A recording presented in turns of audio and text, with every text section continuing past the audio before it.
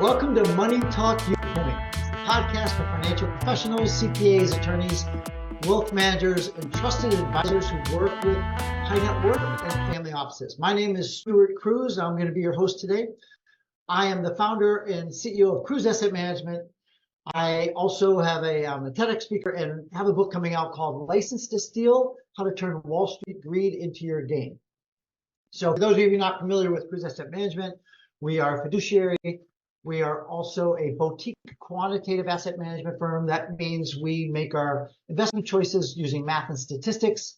We run a couple of quantitative portfolios that have tended to beat the S&P 500. And we run a virtual family office, which will be pertinent to the topic today. Virtual family office means we work collaboratively with your experts, your CPA, national experts in a variety of areas on a team-based collaborative approach as opposed to individuals and in silos. So our goal is to help maximize our clients' wealth. We can do this through tax mitigation, creating advanced estate plans, helping them to buy and sell their business, helping them to create deferred compensation plans, premium financing, captive insurance, a whole wide variety of things. So we have experts working on your behalf. The reason why I think this works great is once upon a time, I was in a broker-dealer firm. I worked with Bear Stearns and Lehman Brothers, and the compliance would not allow us to talk to the CPAs or an M&A attorney or an estate planning lawyer because the compliance couldn't control them.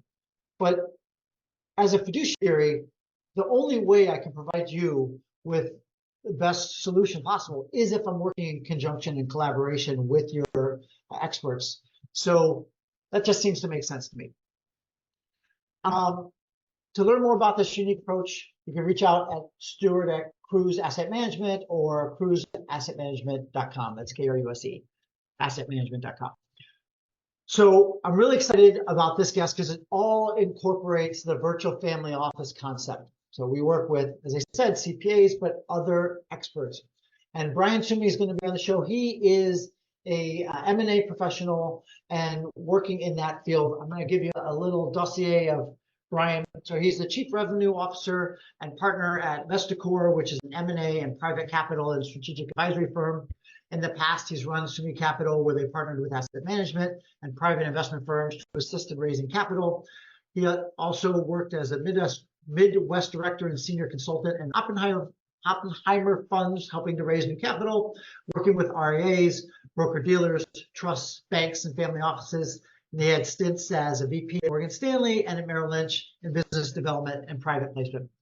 Brent earned his certified investment management analyst designation from the Wharton School and is also a chartered retirement planning counselor.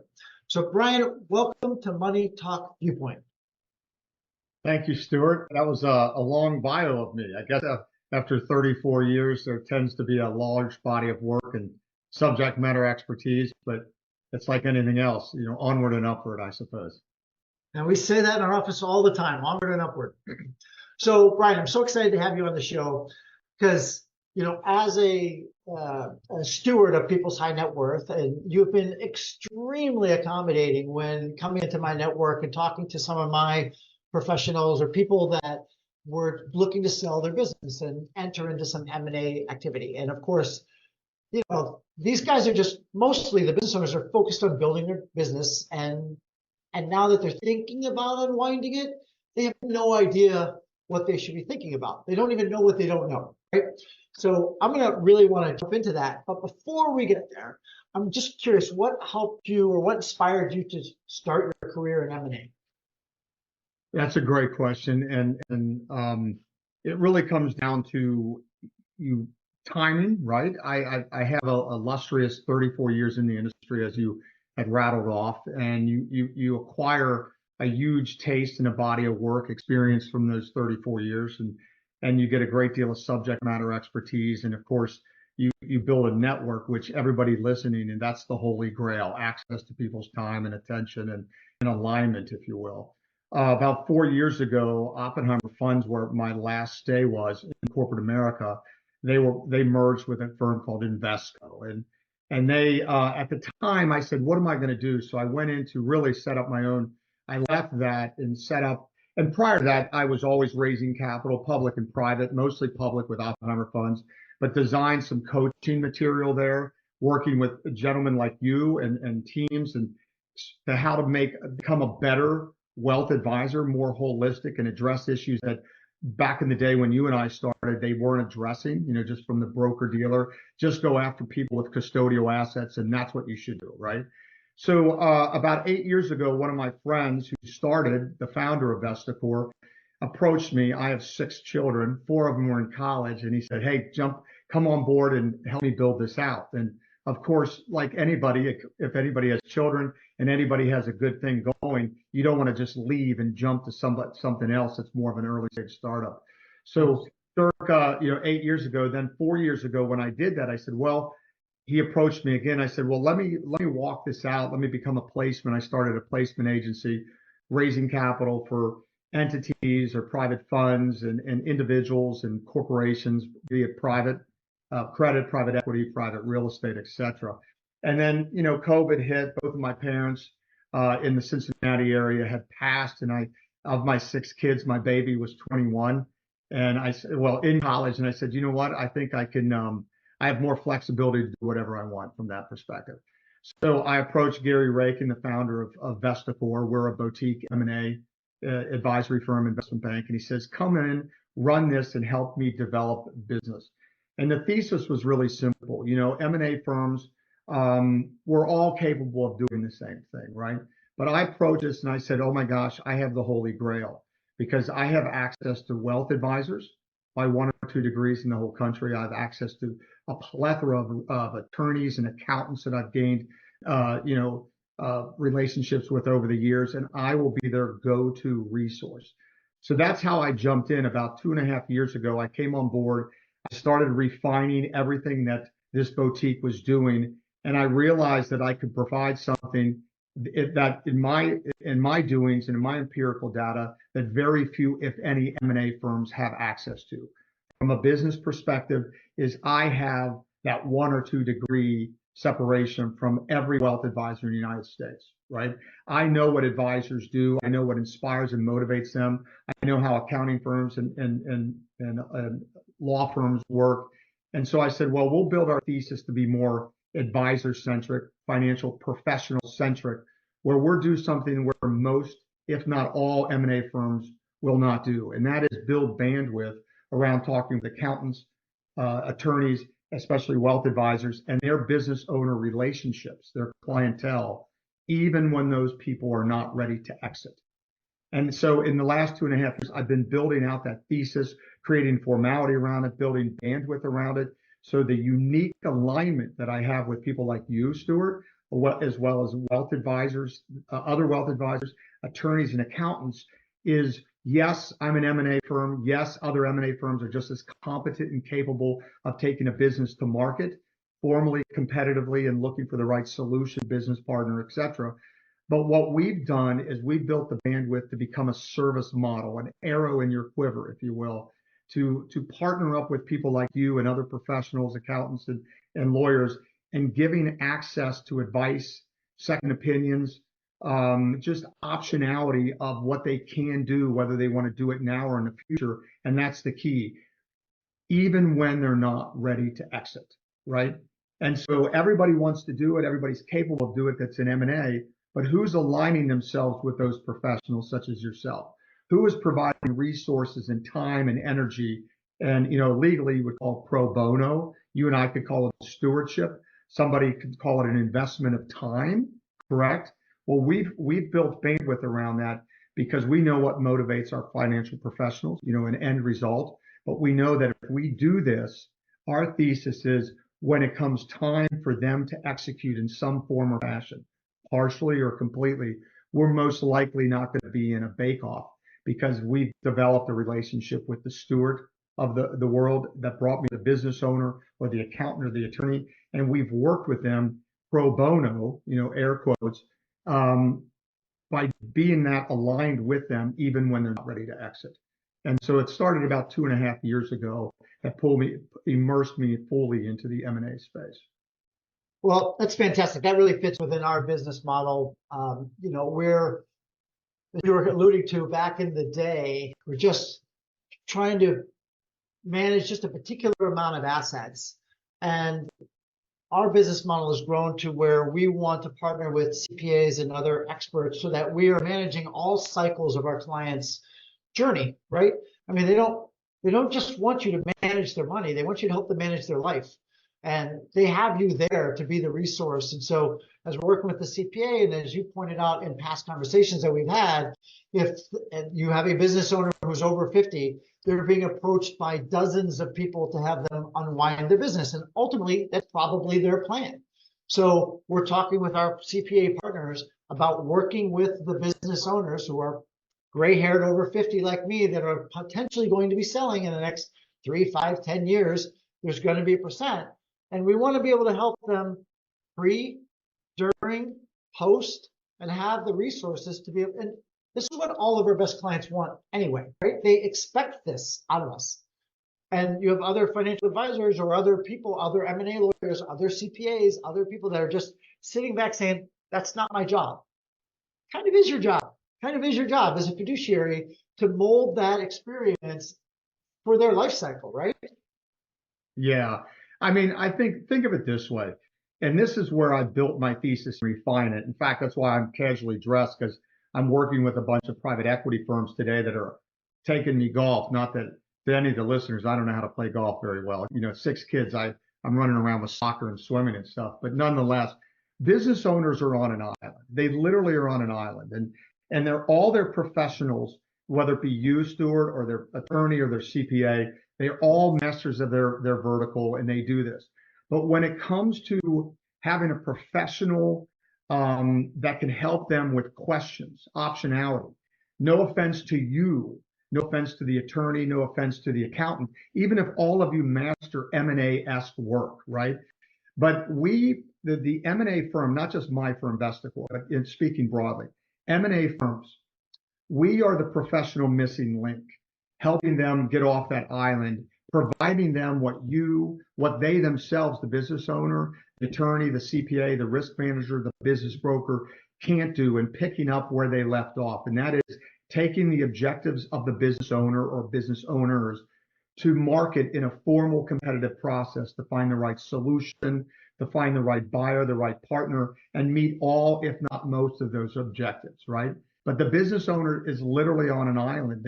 And again, none to the listener, whether it be your attorney or a CPA, but a lot of times these business owners come to you, get answers to questions that they didn't ask, and perhaps they get a billable. What I provide to all of you that are listening, especially the wealth advisor, the attorney, and the accountant, is a resource where if you choose to perform, if we're on the phone together and you want to send a billable, that's fine. But I want to become that arrow in each and every one of your quivers, so you can use me as a sounding board to provide optionality, so all your clients know that you have a resource that can be of service to them on all aspects of their financial well-being, whether it be law, whether it be accounting, especially you, the wealth advisor is the last one standing.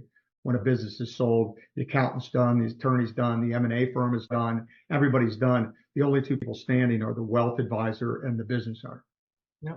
Well, I have a whole list of boring questions that I've got for you, but what I really am curious about, to be honest with you, is, we're talking a couple of times about what the business owner, he's on the island, he doesn't really know what he doesn't know. What are some examples of some things that you've come across in your 34 years that are just probably even obvious to you, but that just kind of flew by or over the head of the business owner until you stepped in and pointed some of these things out? Wow. I mean, I could go hours on a zillion examples. So let's have a couple. So, I mean, look at it this way, going back to them on an island. Believe it or not, statistics think that if you, Stuart, as a wealth advisor, were just going through your normal protocol, and what you do at your practice is very thorough and you're very holistic, and you're kind of like the owner, not the general manager, the coach, but the owner of the team on all aspects. But business owners surveyed, actually 7 out of 10 think exiting means getting out completely. And for the most part, especially if it's going up to a strategic or family office, private equity, and I'm buying somebody's business or one of those entities, you're not leaving. There's culture. There's a bridge of information that has to be, you're going to be involved with that business for 12 to 24 months plus, right? But 7 out of 10 of those business owners, they're in their mind, I'm going to retire, I'm going to sell my business, I'm going to pasture. And they actually think it means getting out. And that couldn't be any further from the truth, right? That's one example. Another example, and this is sad, but it's true, and we cloak things in reality. 4 out of 5 business owners that want their kids to take over, not 4 out of 5, but of the business owners that want their children to take over, 4 out of 5 children want nothing to do with the business. And they're currently working with their parents, fathers, uncles, or whomever. And that's a rude awakening when they go, I'm thinking of exiting. And the kids don't have the heart to tell them that they don't want it until they go through a process. And then all of a sudden they have that realistic conversation in the corner. Dad, I want nothing to do with this. And sadly, I joke about this, and it's funny, but it's not so funny to the owner. You know, kids today, whether they're our age or younger, they want to get wealthy the old-fashioned way, you know, inherit it. Yeah. Right? And so sell it, Dad, sell it, Mom, and then we'll figure out what to do post. So those are some examples that are going on. There's other things like, hey, I want my children to be involved, but I don't know if they can run the business. Can you help me? I want to sell the business, but there's some family members and I know they're not going to make the cut. What's the best way to do this? Or, you know, hey, I really love the people that built this business and I don't want to leave them short shafted and just sell them to a private equity firm, and which basically rent companies for purposes rendered. They're not doing it unethically or immorally. It's just their process, their business model. Is there a solution? And maybe an ESOP might work in that situation, right? So there's a plethora of things, and I think where we come in working with people like you or attorneys or accountants, no matter how good you are at your skill set, we're the ones that can provide different optionality that you're not going to provide, the CPA is not going to provide, the attorney is not going to provide, maybe in hearsay, right? Maybe just in conversation, but more case studies per example. If I sold 15 HVAC companies, all the same size, here's what's happening. Every one of them has a desirable outcome. So therefore the process is the same, the timeline's the same, but each outcome is completely different. Yeah. So those are some things that you see that business owners may be not aware of that we can provide to give them some kind of comfort or give them information to make an informed decision.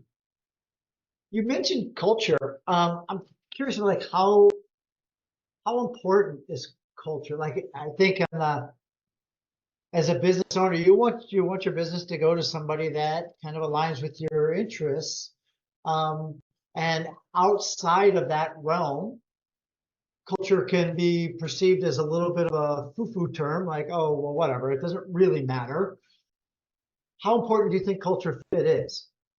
It's extraordinarily important. I'll give you one funny example, sad but true. You know, I guess all of them are yin and yang, but they made their life with this. This is what paid their kids' is college. This is their life. This is their brand, whether their name's on it or not. This is everything that they've been endeared to. So they're not just going to turn it over for a check. They're not going to sell their soul to the devil just to say, hey, I made money, right?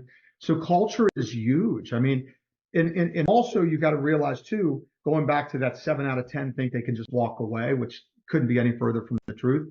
If I'm going to sell a portion of my business, partially or completely now or in the future, and I'm going to be part of it in some operating capacity, 12, 24 plus months, I better be working with people that I like, right? Yeah. And so there's elements of cultural change. You might be the best fit culture, you know, Stuart, to buy my business, but I might just not like you, right? Maybe your personality, maybe you're a good ethical person, but I just don't like you. And I had a deal last year we sold. It was about a $52 million deal. That's the operations in the property, OpCo, PropCo combined. And we did 5 management meetings, and 3 on one day, 2 the next. They're 2-hour meetings.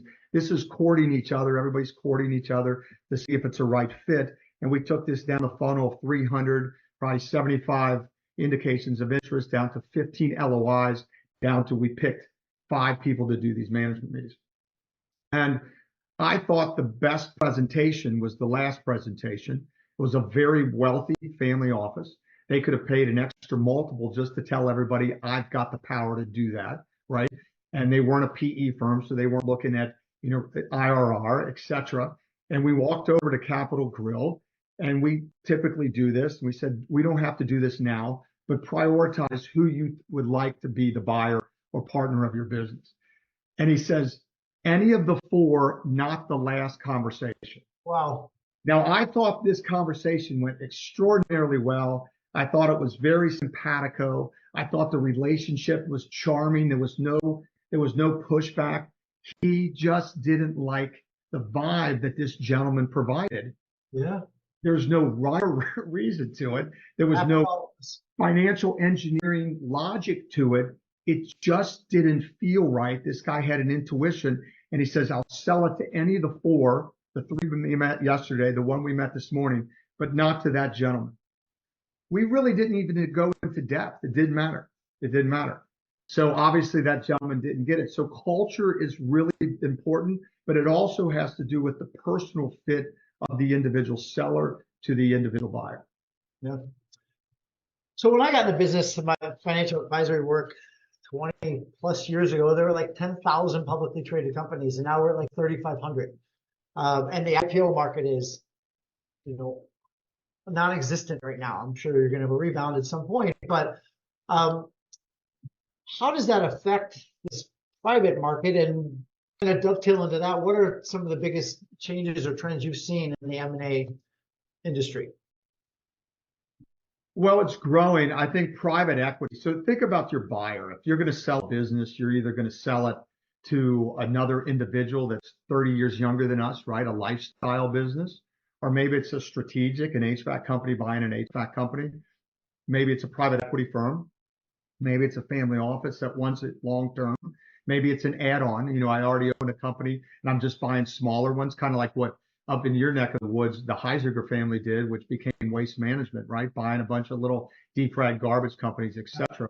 That's been growing over the last 30 years. Usually it was just, who do I sell this to? Maybe it's big enough, I become an IPO. But this is an interesting statistic. Last year, for the audience that's listening, the dollar number of businesses bought and sold in the US alone exceeded $1.6 trillion. Now, for transparency, that's OpCo and PropCo, okay? 1.6 trillion. Next question. Well, how much of that was public companies? NVIDIA buying another software company, Coca-Cola buying Pepsi, et cetera. That number was only 10%. 90% was private. So somebody like you is involved, some attorneys involved, some M&A M&A attorneys involved, some trust and estate attorneys involved, the business attorneys involved, the business CPAs involved, and there's an M&A firm involved, right? But the ones left standing are you and the advisor and the business owner. But it's growing exponentially because people that are baby boomers, Gen X, and even younger are wanting to unwind. Some of them are wanting to take chips off the table. But what they're also realizing is there's people out there that own XYZ Corp, and they would like a smaller XYZ Corp. And so the owner of the smaller one says, I just don't want to get out yet, Stuart, but I want to grow this, and maybe that'll be my exit strategy in 5 years. So we're going to grow it and then sell it. And then you get me involved. And I said, well, that's a great option, and we're here to help you out during that time. Or we could take some chips off the table, right? And have somebody that knows your business or knows that industry or sector, and that can help you exponentially 2x the growth over the next 5 years. So the second bite of the apple is even bigger than the first, right? So a lot of that is taking place. So 1.6 trillion last year, interest rates rose. That came down from the 21, 22 years because it's the cost of capital. But I was this golf outing I'm going to shortly. I was in one about a month ago, and they said their January was the biggest year they've ever had. These are private equity firms. So you have a lot of pent up, deal flow and dry powder that's ready to invest. And you have a lot of people that are 1 year older, closer to 65 or 60 or whatever their magical number is. So there's moving parts all day long.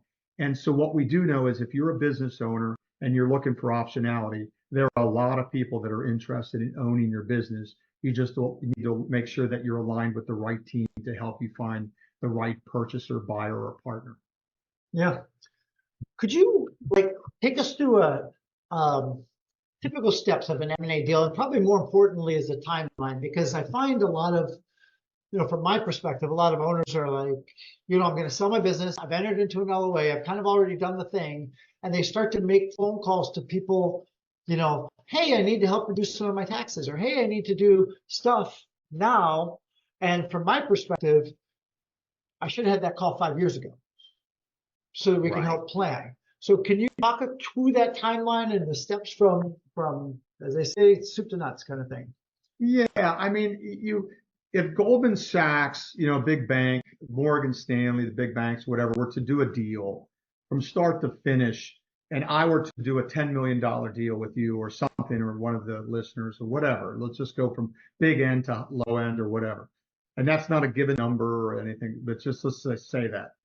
The process is pretty much identical. The timeline is pretty much identical. So if you introduce me to one of your clients and after going, I'll explain that process in more detail, but it's typically 6 to 8 months, all in.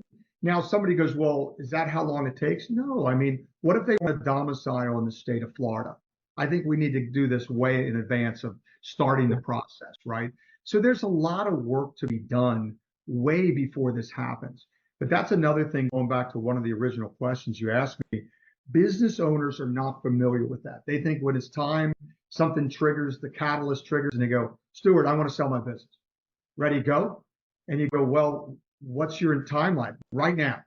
Well, that's not, that's not really digging a well before you thirst from a parable standpoint. We should have done this a year ago, but let's do it, right? So typically the introduction would occur from you or the accountant or the attorney. We literally sit there and we talk with them. We want to find out what their desired outcome is. We want to know what they think their options are. We want to give them options, but we want to just be in discovery mode, right? And if the process is still the same, the timeline is still the same, whether it's $1 billion deal or $1 million deal, we want to make sure that we are capable as a firm, Vesticore, is going to be taking those objectives to market and finding the right desirable outcome, right? So even after we talk to them, even after we get their idea of what we want to do, we're not going to just paper up with them in an engagement. We're going to take them to market to get a flavor for the demand for their business, right? We're going to talk to some, in an anonymous way, we're going to talk to some strategics, some family offices, some private equity, some independent sponsors, etc. We're going to get a flavor for how much their business is in demand, right? Sometimes we don't need to do that, but we do it anyway. From there, we come back and have a second call with the person. Maybe it's a third, maybe it's a 10th call. I don't know when we started the relationship, but if we're doing the process, the predictable process, we're going to come back and say, hey, Stuart, we have a lot of pent up, demand for your company. We feel very confident we can find the right buyer, the right partner, and meet all, if not most, of your objectives. And then we engage, we do an engagement letter with them, and then we take them to market. What's that look like? We get all their financials. We put together what they call a confidential investment memorandum, which is like a perspective of the business, on the business, a teaser. We put the NDAs together. We put the data rooms together, and then we go full entourage into market, and we take that to market. Then from there, we're going to get indications of interest, and then we're having conversations with all those people. And we're not going to just throw it out to market and say, we know 6,000 private equity firms. No, these are relationships like you have, like your accountants have, the CPAs, if you will, the attorneys. And we're going to take this to market to maybe 300 people, maybe less, maybe more. It all depends on what we're looking to do, right? And from there, we're going to get indications of interest. We're going to talk to them, give them data and information. And typically from there, we're going to go and we're going to narrow it down. We're not going to put 100 people in front of a business owner. We're going to narrow that down to maybe, 4 to 6 different people, and get what they call letters of intent, right? Letters of intent with the price of what it is. And then we're going to do the management meetings, or we're going to walk through this, and one will be chosen. And our goal is to find the highest potential value for that business, to create the highest potential value for that business, and find the right cultural fit. And it's a combination of what we do, what the owner wants, right? Everybody's part of this, and everybody's part of it. The attorneys, the CPAs, the wealth advisors, everybody's part of the deal team. We just provide that last missing link, and that is taking the objectives to market in that formal competitive process. But everybody's involved. Yeah. So it's my perception, right or wrong, and you can correct me, that a lot of these deals are done by, hey, I've had this business my whole life, so it's the first time that they're selling anything. They're not serial entrepreneurs. They haven't been doing this over and over again, so they're entering into this world for the very first time. What advice would you give these people? What are the pitfalls that they should avoid? What are some common mistakes that you see? Gosh, I mean, it's like anything else. They're being their hands are being held by professionals such as yourself, or a CPA or an attorney, and we're kind of like that other person that's going to hold hand, right? And I think sometimes the biggest mistake that we see, and you can ask private equity firms like a potential buyer, what they see is when the business owner has decided I'm going to exit in some form or fashion, sometimes it's like a relief factor. And what they do is they let their guard down and they go, well, I don't have to dot the I, cross the T. This will be out the door soon. And what they don't realize is they have to be full throttle until they get that asset purchase agreement, whatever, or equity purchase agreement, however you form it. And they have to go full throttle and be on their game for the whole time. And I think that's it's a human behavior thing. Yeah. It really is. There's a buyout Yeah. Might not get paid for another 12, 24 months. And what happens is, look, I mean, we have a multitude of businesses in market, and two of them are going to be retraded. And what that terminology means, the multiple is not going to be the same multiple because their EBITDA has dropped over the last 2 quarters while they're in process. They're engaged, right? LOI. So the company's like, well, what's going on? And we better explain that away because the LOI, right, is not a legal binding contract. Yeah. The only thing that's legally binding is the purchase agreement, right? And until that occurs, we're looking at the LOI is either 30. That's usually too quick. It's usually 60 to 90 days. They're doing due diligence, quality of earnings, and they have to. It would be great for the EBITDA to go up, but if the EBITDA goes down, it has to be explained away, right? And the multiple could be retraded, and they could be getting less than what was originally on the LOI. So to your question, business owners have to be part of this. They have to be with you, me, the accountant, the attorney. They have to work like they've worked the last 10 years, 20 years, 40 years to cross the finish line. And a lot of times, I don't know what the percentage would be, but you see it often where the human behavior factor comes in and says, boy, I'm going to sell this. I don't need to fix that. I don't need to do this. I don't need to dot the I. I don't need to give a crap if that contract comes in or not, because I'm just going to buy it. And that couldn't be any further from the truth. Sounds like my track coach when you're like, run through the line. You got run through the line. Yes. Don't give up until you cross that line. Right. Well, looking ahead over the next decade, do you see any market trends that are going to be changing or developments in the landscape? Well, the private equity is getting bigger. Private equity are getting, more companies. Since you and I started in the business, 30 something years ago, 20, 30 years ago, the number of listed publicly traded companies has been halved, right? It's less. It's less. So more companies are staying private. So when people exit, it's most likely going to be from a private company bought by another private company, whether that be strategic or a PE firm or a family office, etc. I don't see that going away. The number of 1.6 trillion and when it was over 2 trillion the previous 2 years, I don't see that number getting lower. I think that number is going to, steadily be in that range consistently. Whether interest rates went up 400 basis points or they go down 400 basis points, I don't think that's going to change. I think businesses from healthcare to business to consumer, such as HVAC, plumbing, heating, air conditioning, electrical, anything in life science, anything in niche manufacturing, I see that continue to be in demand, right? So I think everything that we know of or read about is only going to get stronger, and it's just a really good time if you're thinking of exiting to exit. And I'm not saying that because I'm an M&A firm that can help you. I'm just saying it's time to start digging the well before you thirst. working with their advisor, working with their accountant, working with their CPA, at a minimum a year before you even start the process with an M&A firm. Yeah. But that doesn't always happen in reality, Stuart. Sometimes they look at you, they look at their accountant, they look at their lawyer, and they say, just get me out of this business. I'm tired. I have cancer. One of the companies, I'm throwing so much at you, but one of the companies that we were selling, and it'll close at the end of April, I spoke to with an advisor like yourself twice over the last previous 2 years. Everything was copacetic. I gave him kind of an estimate of what the multiples are trading at in his industry. And we got a call in, it was November of 2002, and he has cancer. And he says, I'm ready to get out. I want it out now. Yeah. Right. And so we put it together and we took it to market, and we're right at that end. It'll be 9 months and we'll sell that, but that was triggered because of cancer. So he was perhaps behind the scene digging a well, but we were just on a conversation, having conversations.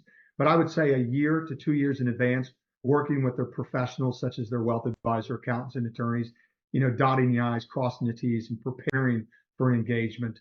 And I see that being the future, and it's the right time to sell because there's a lot of people that want these businesses right now. Yeah, I've certainly seen that in my business too. You see, like, or at my clients, money's the most important thing until it becomes the most important thing. Right. I know. They say, you know what, Stuart? They say it's not about the money; it's about how much money, right? Well, I feel like I almost have to ask this, even though just given the current landscape that we're in, but how does AI affect your space at all? Like for my space in the wealth management department, you could say AI will help you manage money more effectively. There's not been a lot of data out there that machine learning has helped run better portfolios. Quantitative portfolios, yes, but machine learning hasn't really kept hold. But what I've said to people that have asked to be like mentees of mine is I said, this is a wonderful space in the sense that I think there's always going to be people that are going to need somebody to talk to them about their finances, because you could do a robo-advisor. I think, was it Morgan Stanley shut down their robo-advisory shop because it just, so many people that they want to have a conversation with a human being. And the one thing AI can't quite replace yet is being a human being. So how do you think it's going to affect your space? Well, I mean, anything affects everything, right? It is what it is until it isn't, I guess. So a couple comments. So there's a lot of screening. A lot of business owners are going to be called because there's going to be more people scrubbing data, like businesses that are private. And remember, no matter what I tell you, everything is still private. I can give you HVAC multiples trade at 5 to 6, but that's still from a hearsay from a private industry. There's companies out there like PitchBook up by you. They work off past transactions, but we don't know if those past transactions intrinsic numbers are real. They're guesstimates, right? So AI is scrubbing a lot of stuff. I get called every day. I get emails every day. If I answered them all, I would never get anything done about companies that can bring me leads. Well, my thesis, which makes Vesticore so unique, is I have a 1 degree separation from Stuart. I don't need somebody sourcing deal flow because I'd rather have Stuart walk me into his business owners, clients, or one of your accountants or one of the listeners' attorneys, walk me into one of their business owner relationships. That 1 degree separation supersedes anything AI is going to do for me, right? Yeah, it's the implied trust that you get immediately, which is the number one thing for me as well. And yes, and I'm thinking about this, and I have these discussions all the time. I love AI. I love technology because it allows you and I to stay in our vertical and master what we do. And that is personal interaction. That's taking our IQ and using it through EQ and communicating and interacting live. Everybody on this call, if you're married or have a girlfriend, would you rather kiss your wife or your spouse or something on a phone when you're in a distance, far away, or would you rather hug them and embrace them or see your kids live? And so AI is technology. Technology will never supersede personal interaction and communication. It doesn't have empathy. It doesn't have the understanding and intuition. So it should be used as a resource. And I love AI. But what will it do for our business? It's not going to sit here and say, Stuart, I'm glad, Mr. Business Owner, that you think your business is worth $50 million, but I'm here to tell you, and I'm going to cloak your opinion in reality, that when we take it from 300 people all the way down to 15 LOIs, I'm going to tell you exactly what your business is worth. And AI is not going to do that. In other words, in layman's terms, I will tell you, Stuart, what your house is worth the day after it sells, and AI is not going to do that. But we embrace AI because it helps us do some stuff with, like, if I'm looking for a company, some obscure company that you brought that one of your business owner is running and has, to see if there's anything else out there like it. You know what I mean? So I think it changes. It makes everybody more beneficial. It makes law, it makes accounting, it makes wealth management, and it makes M&A more efficient. So you and I can spend time doing what we should do, not all the remedial, parochial stuff that we wish we could have done and sourced out 30 years ago, Yeah, exactly. Well, the big takeaway for me would be, it sounds like surround yourself with trusted advisors and experts that know what they're doing, right? You need to have a team of people around you that can trust that work well together. I didn't really mean for that to be the theme, but it fits in from the opening. Any other takeaways that you really want to impart that maybe haven't been mentioned? No, other than the business owner, it's really critical, if you're an accountant, your attorney, or such as yourself, a wealth advisor, critical to provide that professional missing link and make sure that the business owner knows that all of you have an arrow in your quiver. And if you have other relationships with M&A firms, that's wonderful. But I think where we can align to be another arrow in that quiver, and possibly be the arrow when you pull the bow back to shoot, right, is that we're going to align with you even when the client is not ready to exit. And I think that's a really, really wonderful thing to bring to a business owner, because every time you talk to a business owner, and again, no offense to some of the listeners, if it's an accountant or an attorney, there's always a billable hour involved. And we provide that resource to the attorney, to the accountant, to the wealth advisor, where we're not a billable, and we're more than happy to be of service to them with this intent, that when it comes to a transaction, that we put in our goodwill and our stewardship and our benevolency and pro bono work, that we would be the one they choose to help them solve their issues or take their business to market. Yeah, sounds great. Well, Brian, it's been an absolute pleasure having you on the show. How can people get a hold of you? My email is B Summe, Summe, at Vesticore, VESTICOR.com. And I think my LinkedIn, and there's a calendar on all my emails and on my LinkedIn, and I'd be more than happy to work with anybody from that perspective. And I'll do my best to provide a service where you bring value add to each and every one of your clients. So that would be the, crawl, walk, run approach to it. So they could call you to get a hold of me, Stuart. I'll throw it on you. Sounds good. Well, I appreciate you putting me on here. Sorry for my informality, but I'm called to golf, which I don't want to do. I'd rather be dressed like you and doing all the stuff that I'm backlogged on, but nonetheless, I have to do it. It's the way of the world. I think whenever I wear my suit, and if I go to California or Florida, then you're like, I feel out of place. Well, it's been rainy down here, so now it's finally nice. So I guess I don't mind being outside. It's about 5 degrees, so it's all good. Well, I can be reached, if you want to reach Brian through me, I can be reached at Stuart@cruiseassetmanagement.com. We also have a YouTube channel at YouTube at Cruise AM. And you've been talking and watching Money Talk Viewpoint. It's the financial network where you work with CPAs, high net worth professionals, family office professionals. And if you're looking to be a guest on the show or possibly be a guest host, please reach out to moneytalkviewpoint.org. So I'm host Stuart Cruz. It's been a pleasure to guide you through this journey and speak with Brian Summe today. And our motto at Cruise Asset Management is to be better every day. Thank you so much. Thank you. Okay. If you ever need it, let me know. All right. Thanks, Brian. All right. Thanks, Stuart. See you.